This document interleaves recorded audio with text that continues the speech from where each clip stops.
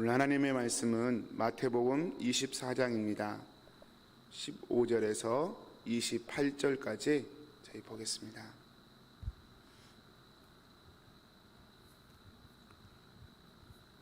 그러므로 너희가 선지자 다니엘이 말한 바 멸망에 가증한 것이 거룩한 곳에 선 것을 보거든 그때 유대에 있는 자들은 산으로 도망할지어다. 지붕 위에 있는 자는 집 안에 있는 물건을 가지러 내려가지 말며 밭에 있는 자는 겉옷을 가지러 뒤로 돌이키지 말지어다. 그 날에는 아이 벤 자들과 젖먹이는 자들에게 화가 있으리로다. 너희가 도망하는 일이 겨울에나 안식에 되지 않도록 기도하라. 이는 그때 큰 환란이 있겠습니다. 창세로부터 지금까지 이런 환란이 없었고 후에도 없으리라. 그 날들을 감하지 아니하면 모든 육체가 구원을 얻지 못할 것이나 그러나 택하신 자들을 위하여 그 날들을 감하시리라. 그때 사람이 너희에게 말하되 보라 그리스도가 여기 있다 혹은 저기 있다 하여도 믿지 말라. 거짓 그리스도들과 거짓 선지자들이 일어나 큰 표적과 기사를 보여 할 수만 있으면 택하신 자들도 미혹하리라. 보라 내가 너희에게 미리 말하였노라. 그러면 사람들이 너희에게 말하되 보라 그리스도가 광야에 있다 하여도 나가지 말고 보라 골방에 있다 하여도 믿지 말라. 번개가 동편에서 나서 서편까지 번쩍임 같이 인자의 임함도 그러하리라. 죽음이 있는 곳에는 독수리들이 모일 것이니라. 아멘. 계속해서 종말에 관한 말씀입니다. 도망가야 할 때라는 제목으로 하나의 말씀 묵상하겠습니다. 먼저 이 말씀이 좀 해석이 굉장히 헷갈립니다. 왜 헷갈릴 수밖에 없냐면 15절부터 19절, 20절까지는 유대 민족을 향한 종말에 관한 이야기예요. 유대 민족을 향한 종말에 관한 이야기라는 것은 유대의 성전이 무너질, 예루살렘 성전이 완전히 멸망할 때를 얘기합니다. AD 70년에 로마 티토스 장군에 의해서 유대가 완전히 멸망해 버렸지 않습니까? 그것을 두고 사실은 역사적으로 우리 주님이 말씀하신 것입니다. 그래서 15절부터 20절까지는 역사적, 유대 가운데 일어날 역사적인 어떤 예루살렘 성이 무너지니까 종말이나 마찬가지죠. 유대인의 입장에서는. 그래서 그런 것을 얘기하셨고, 그리고 21절부터 28절까지는 또 이 세상 마지막, 우리 주님이 재림할 때 세상 전체의 마지막을 두고 하신 말씀이에요. 그래서 이 두 가지 개념이 지금 이렇게 섞여 있습니다. 그래서 이런 말씀 묵상할 때 저희가 좀 이 개념을 가지고 묵상해야지, 안 그러면 막 섞어서 묵상해 버리면 좀 이상해지겠죠. 좀 이상해질 것입니다.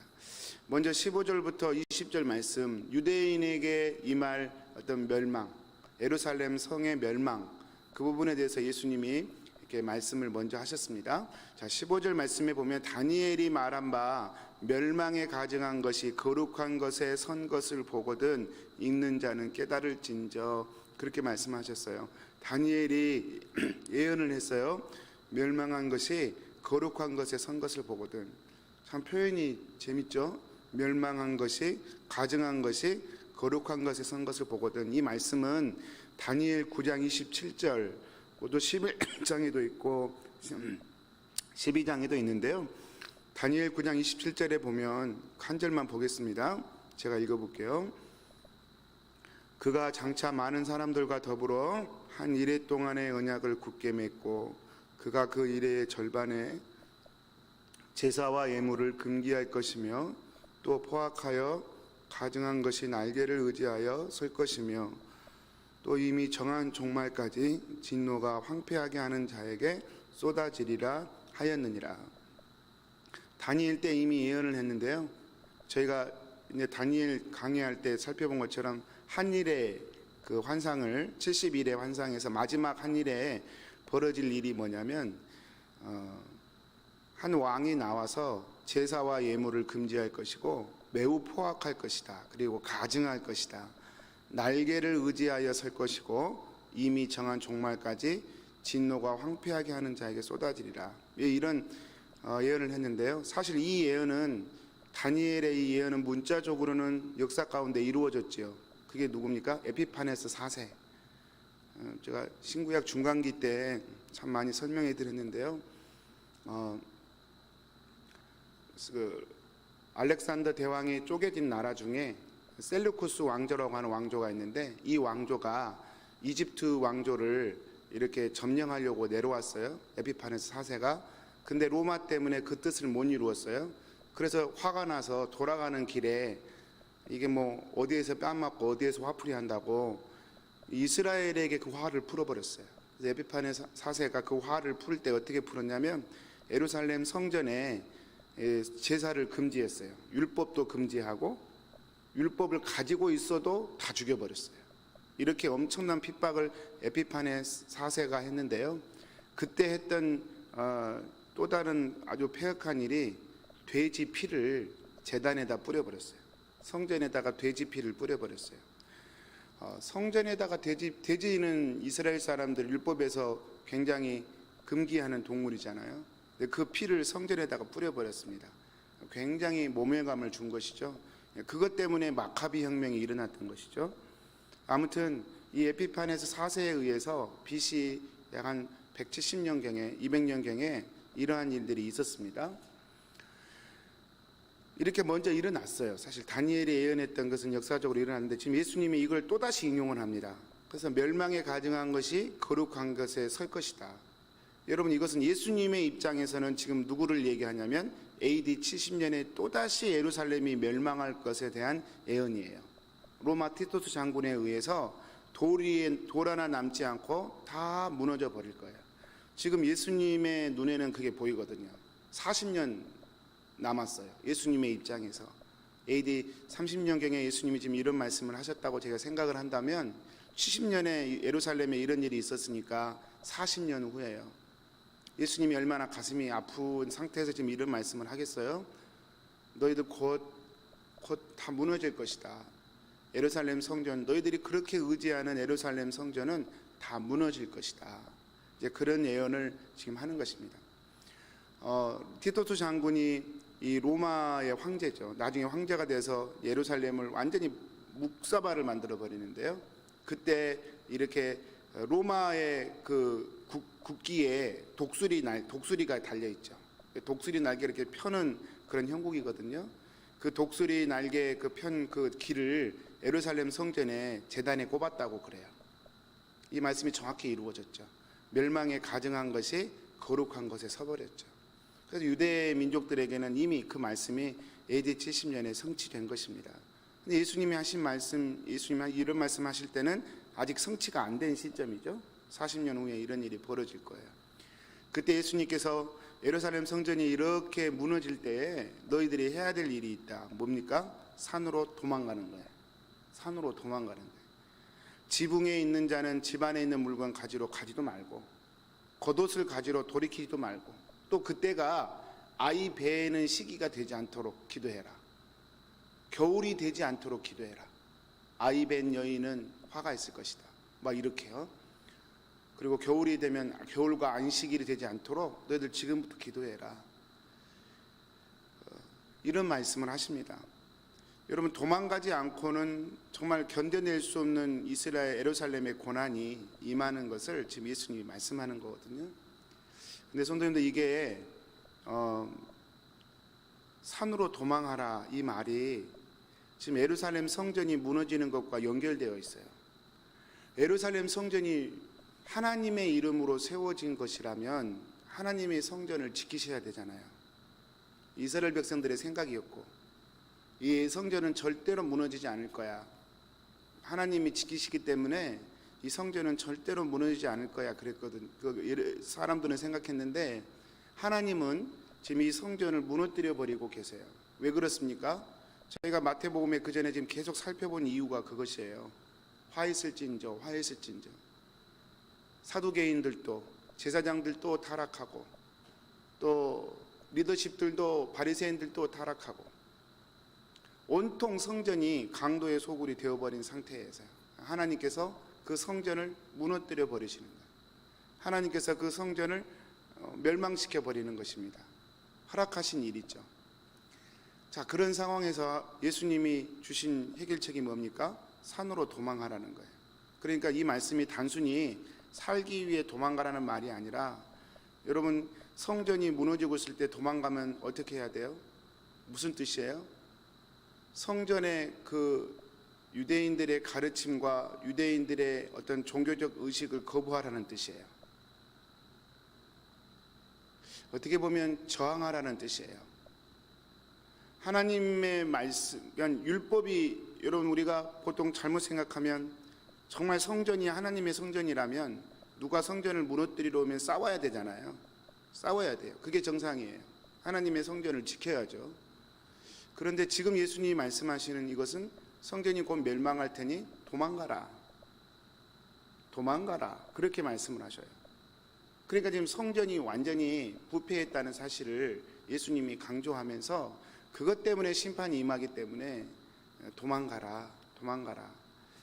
성도님들, 우리가 이런 말씀을 우리 삶 가운데 저는 적용할 수 있다고 생각합니다. 제가 언젠가 한번 드다나 도망갈지어다라는 주제로 주일 설교 한번 말씀드렸는데요.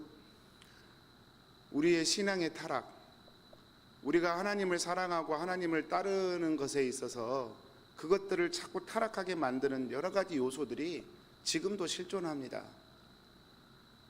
율법주의로 가득 찬 어떤 종교적 태도와 종교적 신앙의 그런 색깔들, 우리 자신의 의를 자꾸 드러내게 하는 어떤 끊임없는 우리 안의 욕구들, 그리고 그것들을 시스템화해서 적절하게 교회를 운영하는 데 사용되어지는 어떤 상황들, 여러분, 우리가 정말로 하나님을 믿기 위해서는 도망가야 합니다.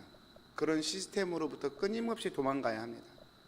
내 욕망으로부터 끊임없이 도망가야 합니다. 종교의 이름으로 지어진 어떤 의식과 절차들, 그 안에서 안정감을 누리려고 하는 우리의 마음과 생각들, 그 날마다 깨뜨려야 합니다. 그러지 않고서는 여러분, 우리가 정말로 하나님을 제대로 바라볼 수가 없기 때문에 그렇습니다. 여러분, 이 첫 번째 15절부터 20절 말씀은 도망가라, 율법이 있고 제사가 있고 의식과 절차가 있는 이 성전으로부터 도망가라, 살려면 도망가라. 참 메시지가 있다고 생각합니다. 두 번째는 21절부터 28절까지인데 마지막 시대에 이루어질 종말에 대해서 이렇게 말씀을 하시면서 거짓 선지자들이 일어날 것이다, 내가 그리스도다라고 말하면서 기적과 이적을 이렇게 보여줄 것이다, 이런 말씀을 우리 주님이 하십니다. 성도님들, 그리스도가 여기 있다 저기 있다 하여도 당황하지 말라, 우리 주님 말씀하십니다. 저희가 한국에 한참 유괴가 일어날 때, 제가 한국에서 교육전에서 할 때도 한국에서 이렇게 아파트에서 노는 애들 막 유괴하는 사람들이 있어서 아이들에게 한참 그렇게 가르쳤던 기억이 나요. 사탕 준다고 따라가지 말아라, 뭐 아이스크림 사준다고 따라가지 말아라, 모르는 사람은 말 걸면 절대로 아는 척하지 말아라, 뭐 이런 교육들을 한국에서는 했었어요. 그런 거죠. 사탕 준다고 따라가지 말아라. 오늘 말씀 그거죠. 이적과 기적을 보여준다고, 기적이 있다고 따라가지 말아라. 신령하다고 사람 따라가지 말아라. 이게 참 중요한 문제입니다. 여러분, 우리가 주님을 믿는 것이 믿다 보면 이적과 기적이 있을 수 있는 거지, 이적과 기적만 바라보고 예수 믿다가는 10중 8구 다른 곳에 가 있게 마련입니다. 정말로 예수님이 이 땅에 우리 눈으로 보기에 오신다면 그것은 마지막 재림이에요. 재림이에요. 딱 한 번이에요. 지금 한국에 뭐 자칭 재림 예수가 뭐 50명이 넘는다고 그러죠. 내가 재림했다는 거예요, 미리. 여러분, 다 엉터리라니까요. 다 엉터리예요. 왜냐하면 성경에 분명히 기록하고 있잖아요. 주님이 오실 때는 번개가 동에서 서에서 같이 번쩍 이는 것처럼 모든 세계가 주님 오는 것을 볼 거예요. 주님의 재림은 그렇게 오실 거예요. 무슨 숨어가지고 킹선에 엊그저께 우리 주님 오셨다더라, 뭐 이런 거 다 가짜예요.